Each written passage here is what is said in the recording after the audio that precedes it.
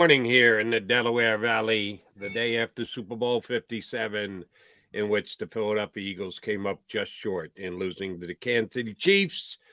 You got your Mac and Mac guys, John McMullen and Jody McDonald, here for the next 2 hours to go over why the Eagles are not going to be having a parade later this week.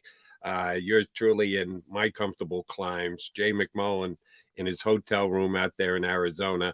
Looks like he got about 25 minutes sleep. Am I overestimating how much sleep you got, McMullen? I think I got a solid 90 minutes in or something like that. Yeah. So Yeah, I'm struggling like everyone. not the way to go into a day after the Eagles lose the way that they did in one of the most exciting Super Bowls I've ever seen, and I've seen basically all of them. I don't remember one and two. I barely remember. I surely remember three when the Jets won, but the other 54-3, I certainly remember everything about them. And this will go down as one of the best Super Bowls of all time. It's just unfortunately for the Eagles and their fans that they're on the short end of this one. Before we start to pick it apart, would you agree that this is one of the best Super Bowls ever? Oh yeah, very 38-35. People love scoring. They got that. They got two explosive offenses. We talked all year about, you know, MVPs and who was MVP, and both quarterbacks showed up and played like MVPs and had tremendous games. So you had that. Um, Yeah, I mean, tremendous awareness by Kansas City late. Eagles fans aren't going to like that, but winning the game essentially with 8 seconds left and doing what they were able to do. Um, yeah, something about Arizona. Um, the Malcolm Butler Super Bowl was here the last time. David Tyree helmet catch, and now you have the 38-35 Super Bowl. So, yeah, it was very entertaining. Anybody's going to complain about the nature of these two teams. They were, they both belonged in this game, and they both proved it. They did. They put on a show, and it comes down to a last-second field goal that decides it.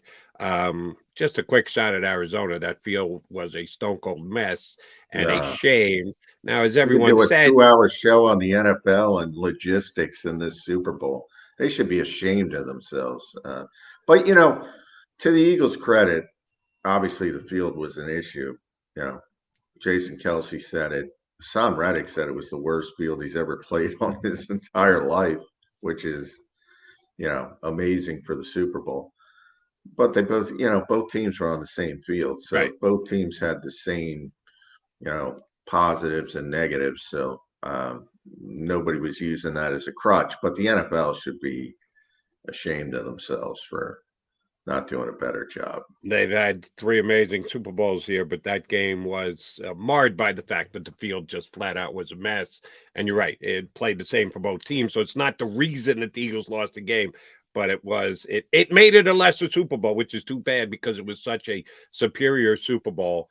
And it was one that the Eagles had a 10-point lead at half, and they had to get two big defensive stops. The first at the very beginning of the second half.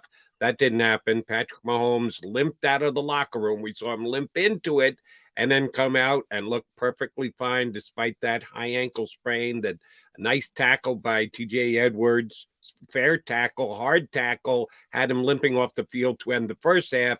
He comes right out onto the field to start the second half and marches him right down the field. The Eagles defense needed a stop there, or at least to hold them to a field goal. They couldn't do that. And then the biggest drive of after the Eagles tie it with the Jalen Hurts running touchdown, and he just power will into the end zone for the 2-point conversion to get it even when they were down 8. They needed another big stop, and they didn't get it. We're going to talk about special teams today.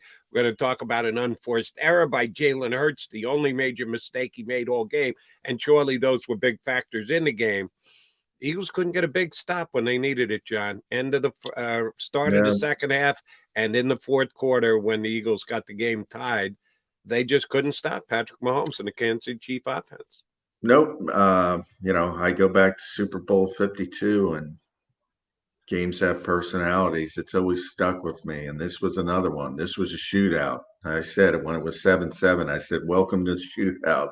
This was a shootout. And there was going to be some points scored in this game. And, back in Super Bowl 52, the Eagles got the stop. They got the play. Brandon Graham, strip sack. If that happens, they win the game this time. Didn't happen. They didn't get the stop. They didn't get the big play. They didn't get off the field. And it was, yeah, it's disappointing. I mean, obviously, the defense is going to take a lot of hits today, and they should. I mean, the Eagles should have won this Super Bowl. They dominated the first half. The Chiefs were lucky to be within 10 points. Game should have been over. And they let them right back in the game.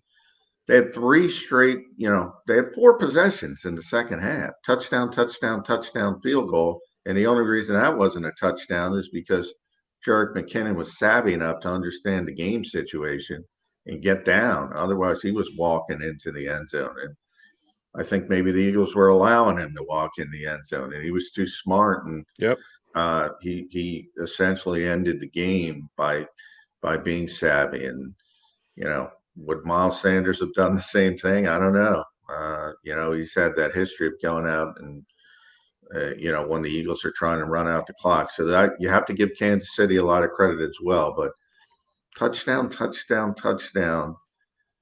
And again, field goal to end the game. That's not good enough. And you mentioned special teams. We've been waiting all year for the shoe to drop, and here it came with a 65-yard Kadarius Toney punt return. Nick Sirianni made sure to mention, there was the fumble, touchdown, and essentially the 65-yard punt return. You can't blame that on the defense. That's extremely short field, but defense didn't play well, especially in the second half. You used the word there, and you've used it a lot, and I agree with it. Savvy, that the Eagles have savvy cornerbacks, 2 of the more savvy cornerbacks in the National Football League. Well, those savvy cornerbacks, I know for a fact that Slay got burnt on the one. I'm not exactly sure who got beat on the second touchdown, but the Chiefs not only scored touchdowns, they scored walking touchdowns. Yeah. I was looking, it was tough for you guys. You probably had a better angle than me. I don't know to give Andy Reid credit, but these guys were wide open. I don't know what was going on, but I know I talked about you. I pressed this team, communication in that back seven was going to be a big thing because they were going to play a lot of zone. And you got guys wide open in the red zone for easy touchdowns. Yeah, that was not good. That was not good at all, Jody. All right. On the Kadarius Toney touchdown, not his 65-yard punt, on the touchdown, that's just a mistake by Darius Slay. He is looking to pass him along as he goes. It's man-to-man, so he's first starting to look like he's going to have to go around the entire defensive line, and then Toney just dead stops, and Slay is left in no man's land, and he just walks into the end zone. The second one, I don't even know who Sky Moore's responsibility was because he too came in motion, stopped, went back the other way, and there was no one. You couldn't even see anybody on the TV screen as to who was supposed to be covering him on the play. That is just a total breakdown and a walk-in touchdown. You can make some excuses for Gannon's defense. A short field on the one. They didn't give up the 7 points on the Jalen Hurts unforced error. But not only did they give up 24 points, 14 of them were the easiest points I've ever seen in my life on short passes. That's on. I always said, with this defense, when you blow coverages, it looks bad. And you saw it looks bad. The irony of all ironies, we've been talking about this all year. For whatever reason, that narrative started that Vic Fangio was a consultant for this team. And I kept saying, no, he's not. No, he's not. No matter how many times you see it, read it. He's not. He's not. By the way, everyone can send their apologies to me for yelling at me. because he's not signing a 2-week contract. If he was under contract to be a consultant, he wasn't a consultant. And for some bizarre reason, the Eagles brought him in for 2 weeks before the Super Bowl. Not that there's anything, I don't think it helped. I don't think it hindered. I just don't understand, other than I gave Jeffrey Lurie credit for, that's an owner who's willing to give his staff anything to try to help them succeed. But I don't know how it helps them succeed. But this scheme in general, I bring up Vic because of the scheme. When you don't communicate, it can get ugly. And you see it all across the league. And I would bring it up during the season. Teams, it was ugly. And it's the same thing with the Eagles. They just happen to do it better than anybody else this season. But at times it bit them. And when you play that and you don't communicate, it's going to look ugly at times. And, oh, by the way, on those 2 touchdowns that were miscommunications and just looked stone cold ugly, here's the reason why I'm going to give Gannon a bit of a hard time today. And you and I were texting prior to the game, and you were telling me, looks like Steichen's gone. Gannon could be gone, too. The entire staff is going out the door after this game. Steichen may still well get the cult job. I would say Gannon's defense's performance yesterday probably hurt his chances in Arizona, but we got to let that play out. Here's my other issue with the Eagles. There's a couple issues with the Eagles defense. All week long, we talked about the 70 sacks, the Philadelphia third most sacks in the history of the National Football League. Unbelievable that they get there with only 4. Jonathan Gannon doesn't have to blitz. This is one of the greatest defensive lines we've ever seen. 0 sacks. And truth be told, and Johnny Mac, this is your ballywick, they didn't even get pressure. Mahomes got rid of the football real quick. Andy Reid had the well-played, well-designed plays. The guys got open as fast as they did. They didn't even get pressure on him. Forget about getting a sack. And when they did get pressure, Mahomes went by them and turned the ball up the field with his gimpy ankle and made a couple of big plays with his legs. What the hell happened to the best defensive line in the National Football League? Well, a couple things I said. Number one, people didn't give enough. Well, some people in Philadelphia didn't give enough credit to the Kansas City offensive line, which is really good in its own right. All we heard was Andrew Wiley, weak link. Son Reddick's going to eat all day long. And Andrew Wiley left was those other 4 guys out of the conversation. And then you go into the Andy Reid preparation aspect of it, because he knew Andrew Wiley was going to be up against it, and he did give him more help than I certainly expected. And there was always a person on Wiley's side pretty much chipping, doing whatever, trying to slow Hassan Reddick down. But it was interesting in the first half, and you and I get in this discussion all the time, and this is a perfect example, all right? Like, nobody in the history of the world was getting a lot of sacks. I mean, they were getting the football out. That was the game plan. They were concerned about the Eagles' pass rush.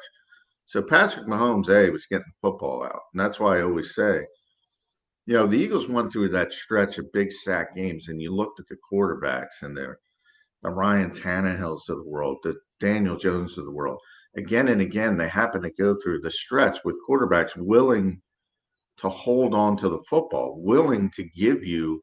Now, the Eagles were doing a tremendous job pass rushing, but I would always bring up Tom Brady. All right, it doesn't matter who you are. You can be the fearsome foursome, the steel curtain, the purple people eaters, the 70-sack Eagles. Doesn't matter who you are. You're not sacking Tom Brady a lot. You're not. He's getting the football out. He's getting it out on time. So there are certain quarterbacks who aren't going to allow you to sack the quarterback. The problem was, the first half, they got some pressure. Second half, they got no pressure, 0. And that's an issue. You mentioned Reddick. He had a couple good pass rushes in the first half. He and Sweat almost got him with that little push pass. He tried to, unconventional. C.J. Edwards almost intercepted it. The Kansas City receiver, I forget who was almost caught it as well. It was like a bang play, but that was tremendous pressure.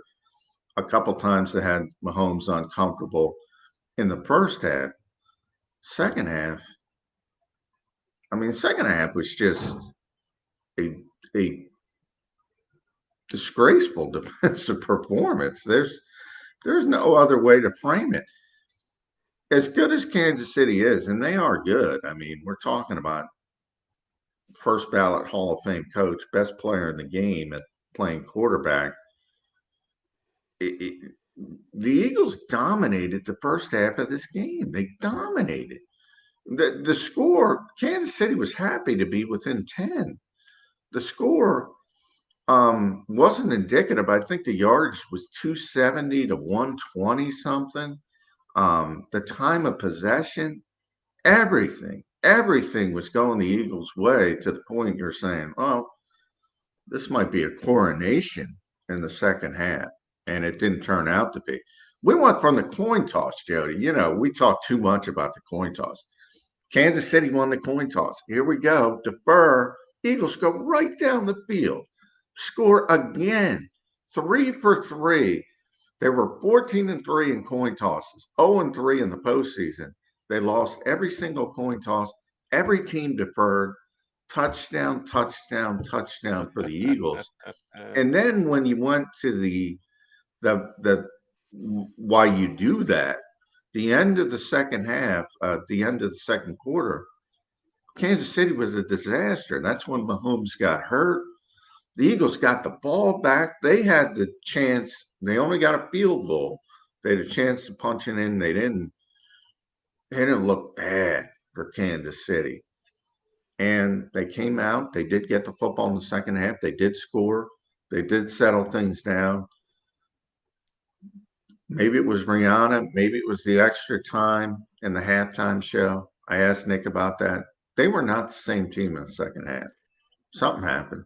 The coin toss, and not the fact that it came up tails, but the fact that the Chiefs won and deferred and decided to give it to the Eagles, was one of the few player prop bets that I hit, because I had the Eagles scoring first. And you got to get the ball first and score first. And they did just that. Otherwise, too much. I did think it was going to be an over, but I had the Eagles winning the game in most of my parlay plays. So not a successful day of wagering, not a successful day for the Eagles. All right, so we're all ticked off today. We're all disappointed today. We're all beside ourselves because the Eagles, and I choose my words very carefully here, they could have won that game.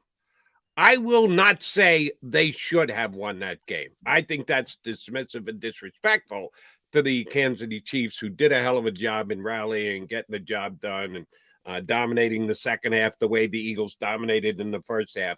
So I will just say they could have won the game, which anytime you could have won a game and you don't, it is painful and it is difficult.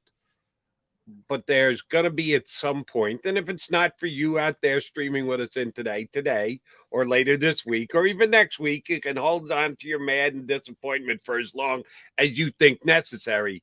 At some point, you got to take a step back, and you got to look at the big picture, and you got to look at what the season was. This was a heck of a season for the Philadelphia Eagles on a lot of different fronts.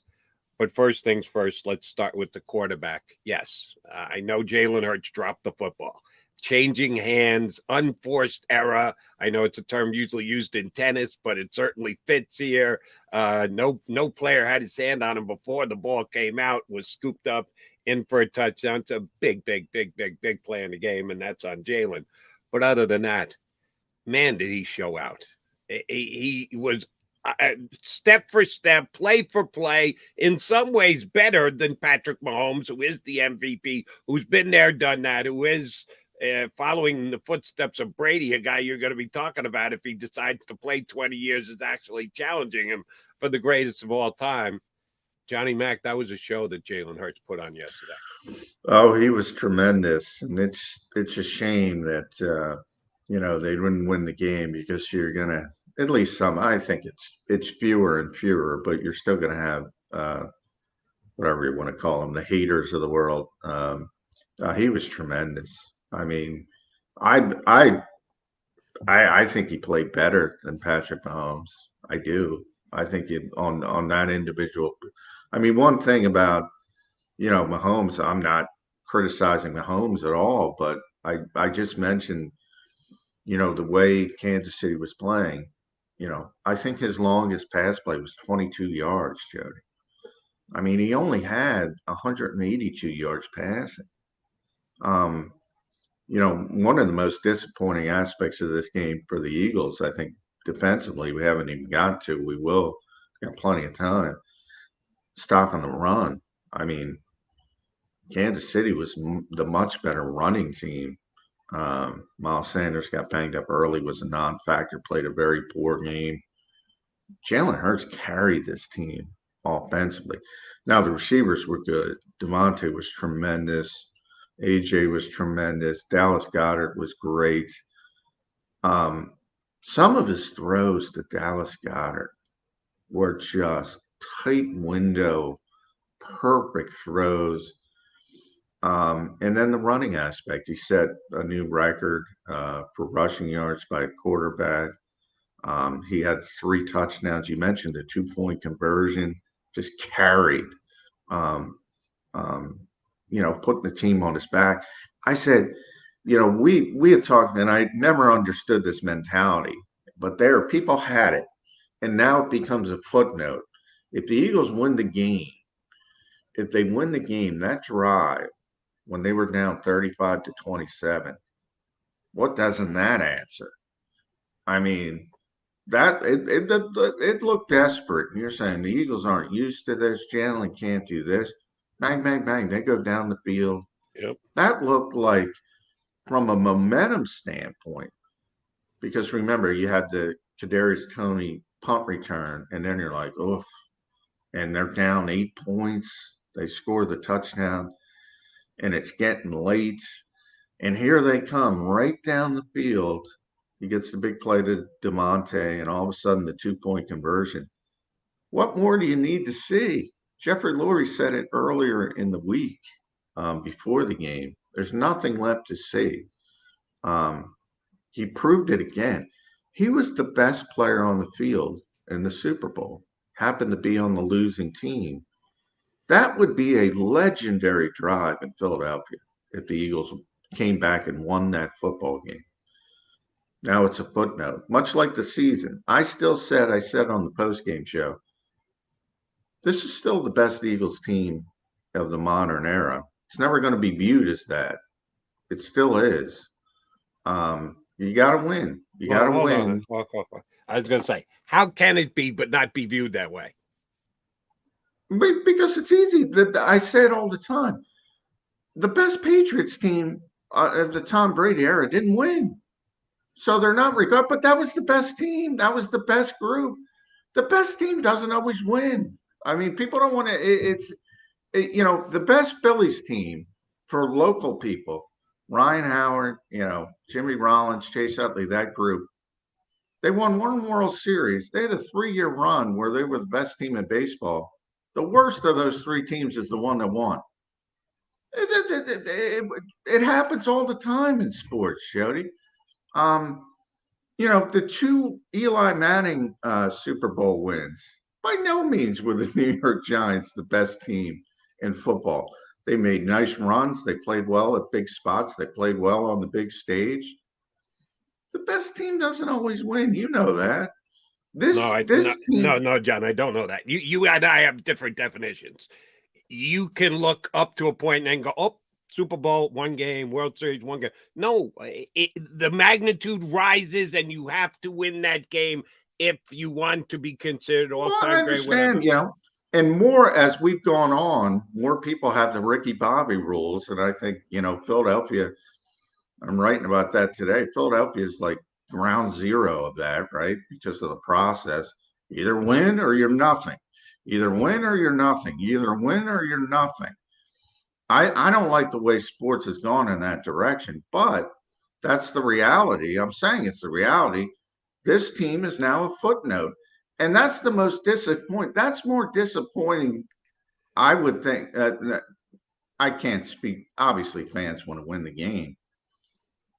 And I'm sure they'll look at it differently. To me, that's the more disappointing part of this, because this ain't happening again. This ain't happening again. This group, this team, this dominance, They might go on and win a Super Bowl, but they might be 11-6. You know, they're not going to be 14-1 with the starting quarterback too often. They're going to lose both of their coordinators. They're going to lose a bunch of players. They lost an opportunity that is rare, and that to me is the most disappointing part, because they were the better team. And I know you're going to disagree with me. You're saying the better team didn't win yesterday. They lost a big game. They lost. Kansas City deserves it. If you play this game 100 times, Eagles, I'm not saying they're going to win it 98. They're probably going to win it 57, 58 times. They're a better team. They didn't finish the deal. They deserve all the criticism. And they had a tremendous opportunity, and they didn't take advantage of it. Yeah, I'm between they become a footnote because they lost and they were the better team. They disregard the actual outcome of the game, just judge it up to prior to the game being played and then crown a champion. It doesn't work that way. You have to finish it off. You have to win that last game, and they didn't. So that's why Kansas City is going to get a chance to get a parade, and they got the Lombardi trophy. And whether the Eagles were a 1.5 favorite, which isn't a whole hell of a lot, but they were the favorite coming into the game. You can make the argument that they had a better season up until that point. You lose the final game, and that's enough to move the needle over to Kansas City side. So they were the better team for the year. I'm not discounting Kansas City by any stretch. They played, they deserved to win the game. But I'm saying the mentality of, we see, just because it's the championship game, we see upsets every week in the NFL. Every week in the NFL. Nobody is saying, whomever beat Kansas City on week 8, nobody's going to say they're better than Kansas City. Kansas City got upset on a certain week, but because it's the final game, because it's the two best teams, because it's where it is, people say, no, that's the better team because they beat a certain team on a certain day. That's not necessarily the case. Upsets happen all the time in sports. And, I brought up the Phillies. It happens less in sports where you have series. If you have a best of 7 series and you're the better team, you should win. Doesn't always happen, but you should win. You have a better chance to win. There's less of a chance for an anomaly because you're playing again and again and again. In one-offs, the NCAA tournament's the best example of that. One-offs, anything can happen. And the disappointing part is they dominated the first half so much, and they couldn't finish the deal. They couldn't finish the deal. That's what I'm saying. They deserve all the criticism in the world. They're probably sick to their stomach because they know. They know what opportunity they had, and they didn't take advantage of it. Well, I understand the point you're trying to make. I just don't think it's applicable in this situation. Both teams came in with the exact same record. Both teams came in with the exact same number of points scored. You couldn't have had two more evenly matched teams, and one won and one lost. So the better team won. That's it. You're right. Week 6, there's an upset, and a team who's 13-point underdog to beat the Kansas City Chiefs or the Commanders who beat the Philadelphia Eagles. Yeah, that's a surprise. That's an upset. This wasn't an upset. These were two very evenly matched teams, and over the course of 60 minutes, the Chiefs made more plays. The Eagles made much more plays in the first half. Chiefs made more plays in the second half. You put it all together, 60 minutes, one team ended up with 3 more points. That makes them the best team. Well, and believe me, 99% of the people are going to agree with you, Jody. I'm well aware of that. And that's why I say nobody will look at this team any longer and say, this is the best Eagles team in the modern era. Nobody will look at it that way. I still look at it that way. I saw both of those teams from day one through the Super Bowl. And that's how, whether it's the Brandon Graham strip sack, or we'll use Arizona's history in the Super Bowl, or Malcolm Butler's interception, or David Tyree's helmet catch. That's what you're talking about. You're talking about the slimmest margin of one play making the difference in somebody winning or somebody losing. And I just can't go all in. Oh, they won the game. They're the better team. The better team doesn't always win. I mean, to me, it's self-evident. It happens all the time. All the time. I mean, these teams were very close. You're very right. This is not a major upset, but I'm not trying to say that. We'll go back to the 16-0 Patriots again. That was a major upset. Like, I mean, you can scream from the hills. There is no stinking way the New York Giants were better than the New England Patriots that year. They were better on that day, though. And that's all I'm trying to say. Understood. But and I get your whole argument and line of thinking. I just don't think it's applicable in this situation. And apparently, although I'm not Ricky Bobby, I'm not going there. This Eagle team needed to finish the deal the same way the Eagle team finished the deal 5 years ago. So all the conversations we had leading up to who's better, the team for 5 years ago or this team, you needed to wait till the play was over to give you a review of it. And that included the final game against an evenly matched Kansas City Chiefs team. And they came up short. So for me, Super Bowl that team, to me is the most disappointing part, because this was the opportunity. This was the best team they've had in, since 1960. This was, franchise record for wins.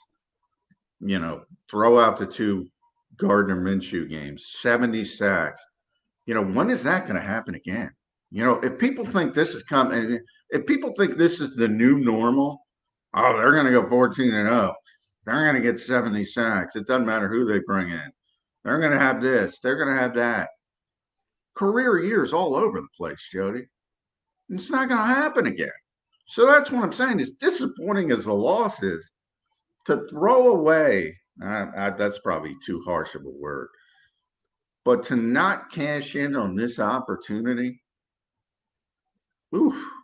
Going to be painful. Tough. You are correct. But one last analogy. We'll get our first break in. I'm a horse racing guy and did not have a good day on Saturday. It was not a good weekend for the Mac man.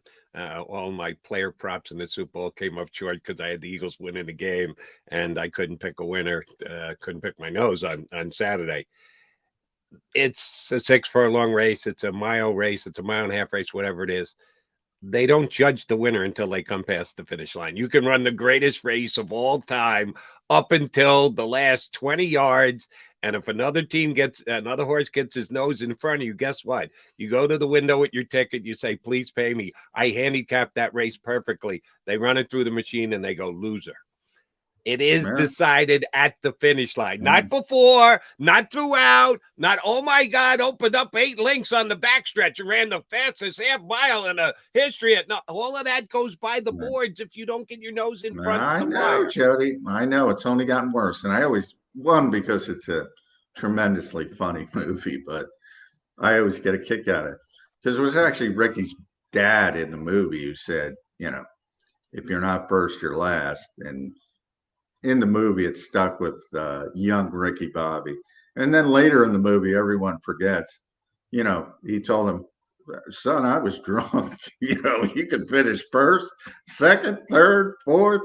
The people forget that part of it. But yeah, and I think Philadelphia, in a lot of ways, is ground zero because of what happened with Sam Hinkie.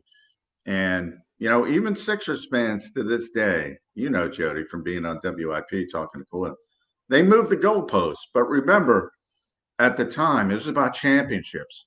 That's all that matters. Right. You got to be in a position to win a champion. Now that it didn't work and they don't want to admit they're wrong, now they go back and say, well, we're relevant, and all these other discussions come into the equation. Wasn't where you said at the beginning. No. You just want to shine up that turd, so to speak, and make yourself look better. That I get it. That's And where this everybody that's where a lot of people are. this And Eagles season is far from a turd. We both agree on that. It was a great season. It was a phenomenal season. It's one that we believe they can build on. It's one that they let a serious chance slip out of their hands. And forever, people will be disappointed because of the outcome of yesterday's game. But if we're just talking about comparing it to that's other why you championship used a teams, good it comes word. up small, John. That's where, again, that's where the loss, from my perspective, you said that they can build on this. That's my point. I don't think they can build on this. They're coming the other way. That's my point. They're coming the other way. They're losing coordinators. They're losing assistant coaches. They're losing players. They're not building on anything. They built to where they've never been before, and they didn't cash in. That's the most disappointing part. But and we gotta wait 12 months for this to happen, even if it happens. I would tell you that Kansas City won that game in part, not completely, but in part because of experience, because they had guys who had been there. The Eagles dominated the first half, and in the second half, when pressure gets ratcheted up a little bit and intensity gets ratcheted up a little bit, Kansas City was dominant in the second half. And I'll give credit to that in part to the fact that they'd been there and done that twice before. So now this Eagle group, although I agree with you, they'll take a hit on the coaching staff. They're going to take a hit in free agency, specifically on the defensive side of the ball. A key element of this team is staying put. And if they get back into the playoffs next year and make a Super Bowl run, they'll be better for it because they went there this year and lost. He's John McMullen. I'm Jody McDonald. We are Mac and Mac. We did not schedule any guests for hour number one. I knew there was going to be so much for Mac and I to talk about. I didn't bother. Our buddy Paul Domwich from the 33rd team and JAKIBSports.com is going to jump in hour number two. We're touching on why the Eagles lost, how the Eagles lost. Where do we go from here? Johnny Mac's he's worried. Shane Steichen's out the door. Oh, my God, the nation is crumbling. Jonathan Gannon's going to get the Arizona job. No, he's not. After what happened in the second half. You want to bet? I'll bet you on that one. All right, you got a wager on that one. The game was played in Arizona, right? Yeah. The Eagles' defense came apart in the second half in Arizona, right? And we're talking about the Arizona job. Is that the one we're talking about? That's the one we're talking about. You think Gannon's going? I don't think so. I think he's staying right here, which might not be a bad thing because I still like Gannon. I still think he's very good. But his defense did come apart in the second half. So we'll continue the conversation right here on Birds 360.